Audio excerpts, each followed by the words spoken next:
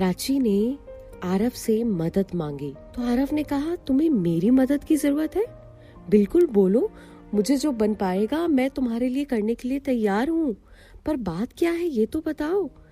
देखो यार, अब मैं जो कहने जा रही हूँ मुझे पता है शायद तुम मुझ पर कभी भरोसा ना करो, पर वो बिल्कुल सच है। असल में मैंने यहाँ जॉब इसलिए ट्राई की थी क्योंकि मुझे पता चला था कि विक्रम पाटीदार यहाँ तुम्हारे पापा से मिलने आते हैं, और फिर तुमने बताया कि विक्रम पाटीदार नाम का कोई भी इंसान तुम्हारे पापा से मिलने नहीं आता। सच में मेरे कॉलेज की एक लड़की का खून हुआ है और मैं उसे इंसाफ दिलाना चाहती हूँ। मैं उसके खूनी के खिलाफ सबूत इकट्ठा करने लगी हूँ। बहुत से सबूत हाथ लगे, पर अब तक कोई ऐसा सबूत नहीं लगा जिससे मैं उस विक्रम पाटीदार को सलाखों के पीछे भेज पाऊँ। ओह, तो ये बात है। बोलो, मैं तुम्हारी इसमें कैसे और क्या मदद कर सकता हूँ? मैं तुम्हें एक बात और बताना चाहती हूँ। मैं जानती हूँ शायद मैं जो कह रही हूँ वो तुम्हें गलत लगे, पर मेरा यकीन करो ये बिल्कुल सच है। तुमने जो राणा दास का नाम बताया है ना, जो तुम्हारे पापा के फ्रेंड है ना, वो भी इस केस में मिले हुए हैं। वो भी बार में शीला का पीछा करते करते पहुंचे थे। मुझे उन पर भी शक है। प्राची, तुम उन पर कैसे शक कर सकती हो?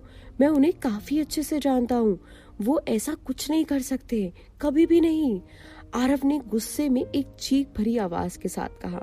आरव, मैं जानती हूँ तुम अपनी जगह सही हो, पर कई बार जो हमें दिखता है वो सच नहीं होता।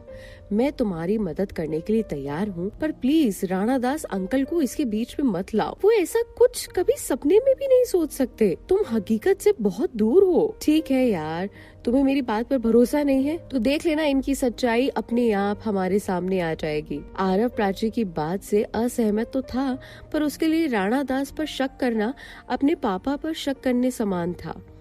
वो चाह कर भी राणा पर शक नहीं कर सकता था, क्योंकि उसने राणा को काफी अच्छे से जाना पहचाना था। पर उसे क्या पता, जिसको वो इतना अच्छा समझ रहा है वो कितना गद्दार और बेरहम इंसान है। प्राची, चलना, मधु ने प्राची पर जोर डालते हुए कहा। यार, मेरा मन नहीं है। तो हम कौन सा तुझसे डेली जाने को कहते हैं? फिर भी यार, सच में बिल्कुल मन नहीं कर रहा है मेरा। यार, मैं और निखिल जा रहे हैं और अमन भी आ रहा है, तो तू भी आ जाएगी तो अमन को भी अच्छा लगेगा और हमें भी। मधु बार बार प्राची पर जोर डाल रही थी और प्राची अपनी जिद पर अड़ी बार बार अपना सिर हिलाकर मना कर रही थी। इतने में अमन ने आकर कहा, चलो ना प्राची, सबका कितना मन है, मगर मेरा मगर कुछ नहीं। तुम चल रही हो मतलब चल रही हो। मैं और निखिल बाहर गाड़ी में तुम दोनों का वेट कर रहे हैं। तुम दोनों जल्दी से आ जाना। इतना कहकर अमन सीढ़ियों से नीचे पहुंच गया। उसके जाते ही प्राची ने प्यार से मधु की पीठ पर एक मुक्का मारते हुए कहा, मुसीबत में डाल दिया ना मुझे। क्यों, अमन तेरे लिए मुसीबत है क्या? मधु ने प्राची को छेड़ते हुए कहा।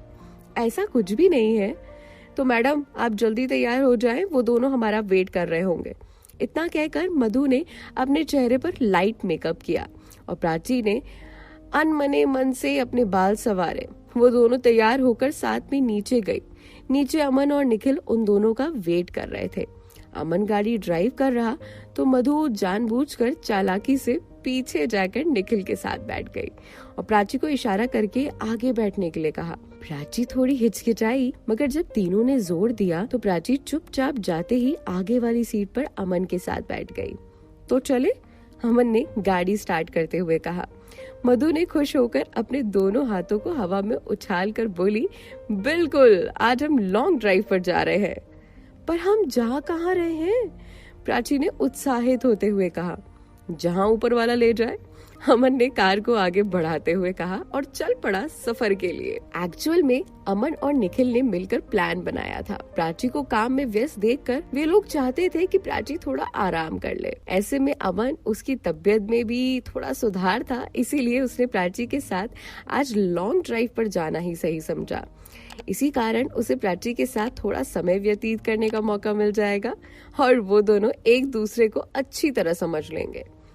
मैं सोच रही थी कि क्या सोच रही थी तुम? निखिल ने मधु की बात खत्म होने से पहले ही सवाल किया। हमने इस कार में आके गलती तो नहीं कर दी? मधु ने प्राची की ओर तिरछी निगाहों से देखा। अरे अरे नहीं नहीं, क्या गलती की है? तुम्हें नहीं लगता कि हमारी वजह से कोई चुपचाप सा बैठा है? मधु की बात सुनकर प्राची ने उसकी ओर झटपटाती हुई आवाज में कहा, ज्यादा नहीं बोल रही हो तुम? हमें तो बोलने का शौक है, हम तो बोलेंगे। आप चुप रहना चाहती हो तो चुप रहो, अभी देखती हूँ तुझे, रुक जा। प्राची ने मधु की ओर हाथ से छापड़ दिखाते हुए कहा। चलो सही है मधु, तुम्हारे कारण प्राची ने कुछ बोला तो, वरना हम तो दिन भर आवाज सुनने के लिए तड़प जाते हैं। क्या करें, हम तो मैडम को हर दिन बोलने को कहते हैं, पर ये सुनती नहीं, तो ऐसा लगता है कि इन्हें ना बोलने की बीमारी हो। अगर ऐसा है तो फिर क्या करें? मधु को सपोर्ट करते हुए निखिल बोला। देखो सच सच बताओ, हम कहाँ जा रहे हैं? प्राची ने अपने बिखरे बालों को माथे पे समेटते हुए कहा। लॉन्ग ड्राइव पर।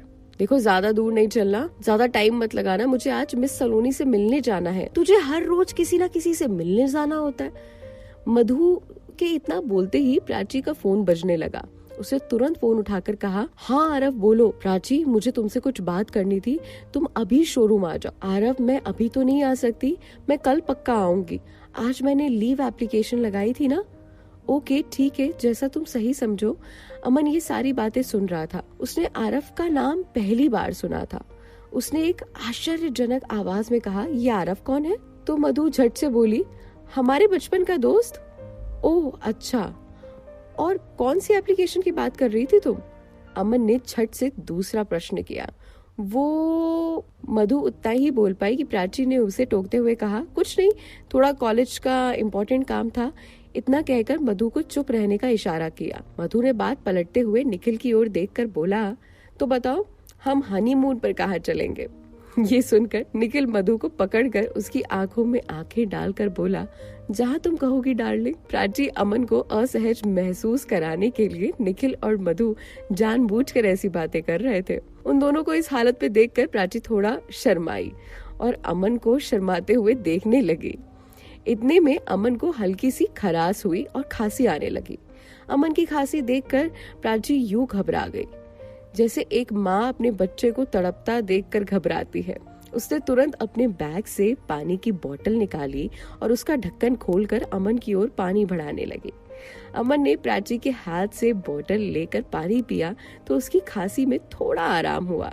निखिल और मधु ये सारे नजारे देख रहे थे। मधु निखिल की ओर अपनी बाहों में छटपटाते हुए बोली, यार मुझे क्या लगता है, क्यों ना हम कहीं होटल देखकर थोड़ा आराम कर लें। वो देखो सामने एक ढाबा है, क्यों ना उतरकर थोड़ा नाश्ता कर ले। मधु की बात सुनकर अमन ने ढाबे के सामने गाड़ी रोक दी। मधु और निखिल गाड़ी से उतर गए। प्राची ने कबाब में हड्डी ना बनने के लिए गाड़ी में बैठा रहना ज्यादा सही समझा। अब आगे क्या होता है, क्योंकि अमन और प्राची दोनों ही उस गाड़ी में थे, ये जानने के लिए अगला एपिसोड सुनिए और नीचे कमेंट करना एपिसोड के भूलिएगा मत। अपना प्यार कमेंट्स में बरसाते रहिए।